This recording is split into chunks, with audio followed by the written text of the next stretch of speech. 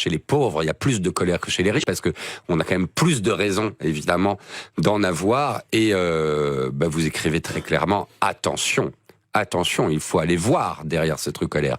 Ce n'est pas que des gens qui crient et qui mordent sans raison. Il faut comprendre. Mais absolument.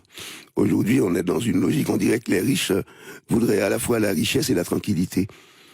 Alors, à un certain moment, moi je cite souvent cette phrase de Rétif de la Bretonne, il écrivait ça à l'époque de la Révolution française, vers 1789. Il disait, le peuple s'est rendu compte qu'il est pauvre.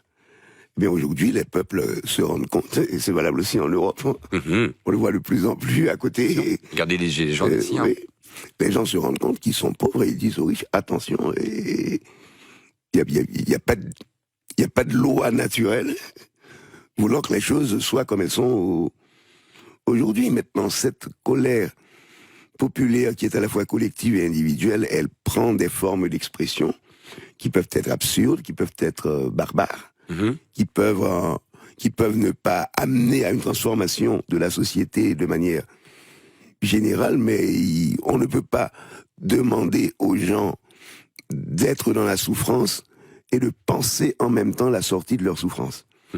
Et je crois que là, c'est un peu prétentieux ou malhonnête même intellectuellement de la part de ceux qui vont bien de dire aux autres, oui, on comprend votre colère, mais il faudrait qu'elle soit un peu mieux organisée.